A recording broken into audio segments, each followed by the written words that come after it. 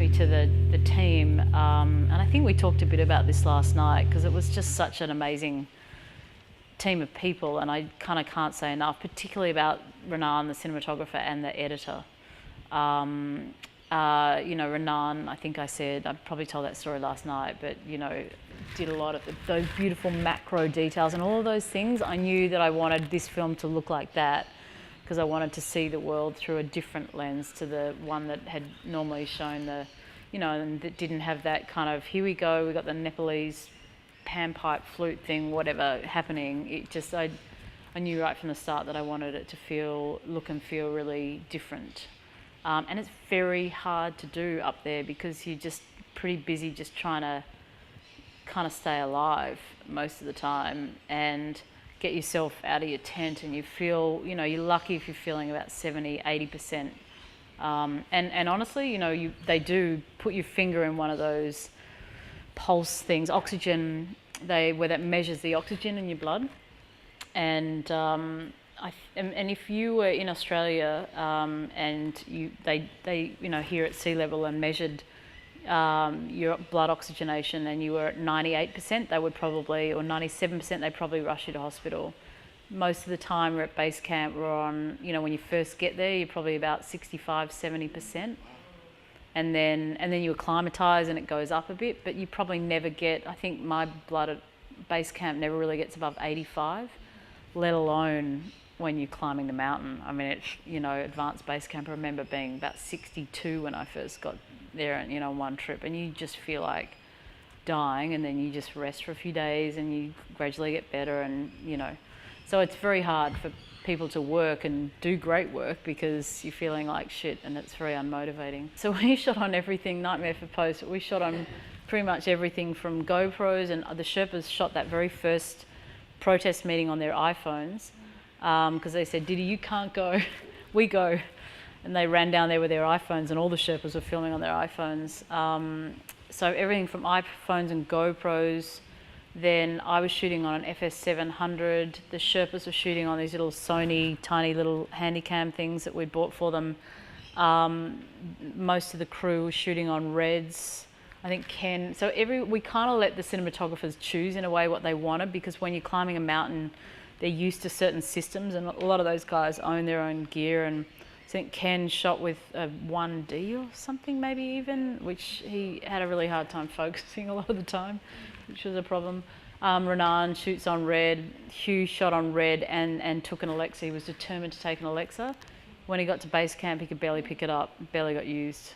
Again, one of the advantages of working somewhere like that, these guys are on the edge of, they're the ones that the gear companies like GoPro get to test their gear, and they're the ones developing a lot of the new technology because they want lighter, faster, quicker, you know, and Renan is like, gear companies throw stuff at them. They're about to screen Sherpa at the Red Cinema in 4K in LA, and they all love him, you know, because he's so great. But there was this new technology out at the time, a company called Movi, which is now quite big, but at the time, so they gave us a Movi to borrow, which we used, and he just strips back the Red and chucks it on that thing, and it was just that thing you don't normally, again, on Everest documentary, you don't have tracks and you don't have all of those things, and so it enabled you to get that production value, you know, and just everything is always moving, and the yak's tails and Renan is always just holding the thing in one hand, and he's just got this ability to gauge. Half the time he can't see the screen.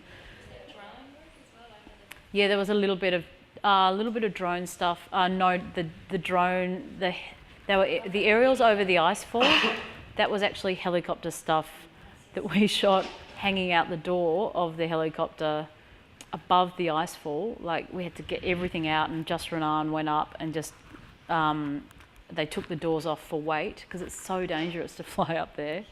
And the guy that did all the rescues, this Kiwi pilot that I know, and he said, I'll take him up, you know, because he was really excited about, you know, Renan and his work, and we just kind of clipped him into the helicopter, and he just hung the Movi out the door and just pointed down and did all that stuff. So the Movi was the thing that gave us the production value, so it was probably the most useful tool on the job. We shot that stuff after the avalanche because it was that, okay, here we are, how are we going to have a film? Like, you know, clearly now it's all about the icefall. And so we spent hours and days just, you know, we had to fight with Russell to let us stay at base camp. Everyone had long since gone. But I'd always wanted to stay when all the foreigners left, just because then there's the Sherpas doing all the work again, packing up all the tents and squashing all the beer bottles. And we then, with the camera team and all the Sherpas, we just, you know, bought them a couple of bottles of whiskey, and the guys that played the Sherpas going across the icefall were our camera team, who are all being employed by us. And we just went into the lower section of the icefall and put up the ladders, and we did a day shoot, we did a night shoot, because we realised that we're not going to be able to cover the story, so it's not all as you see it. Like, we would have probably gotten that stuff for real when we went through the icefall, but we never went through the icefall because that happened so early in the season. So that was a case of, again, kind of drawing from what's this coverage really. And you know, we can talk. We were talking on the phone while we were preparing for this about truth, and is that some kind of untruth? I don't think so, because it just helps you understand and evoke what it is to. I mean, people may disagree, and that's fine as well. But you know, we would then spend a lot of time doing time lapses of the icefall, and you know, just filming the wind and the character of the icefall and all those things, because the icefall then needed to become a character in the film, and I didn't want to come home without a film. Yeah, well, when they could get hold of me, which wasn't very often, and John would just be barking down the phone, just hoover everything up, hoover everything, shoot everything. I'm like, I'm trying. Did you have emotional times where you Yeah. Oh. Yeah, I spent a lot of time bawling my eyes out. No, I mean, you have moments where you're behind the camera and you do have that. You've probably all experienced it when you're filming a stressful situation. Somehow through the lens you can disconnect with that emotion, and then you put it down. And then I put it down. I was with my translator Nima, who was just, again, an incredible asset on the film. And we were sort of just in and around base camp, and then our young guys, after a few hours from our team, our Sherpa team, started coming back down, and they'd see us, and they just, I mean, I think I cried every time I saw one of their faces, because they just looked so frightened. And then, you know, when I was actually holding the camera, looking at the lens, when I hadn't heard, because I didn't have a radio at this point, that the rescue had become a body recovery, and this body just entered my frame, and I just kind of, you know, it was, and then you run into someone that you know on the trail, and you kind of have a big hug and a bit of a cry. Renan was crying. He just said, I'm going this way, you go that way, and then we'd see each other and have a cry and then keep going. And then, you know, when you ring your family and Mark's, you know, don't you dare go through that icefall, and no, I won't, and you know, it's very emotional. Everyone was everywhere. And so the kind of technique that I've developed over the years is that I talk a lot.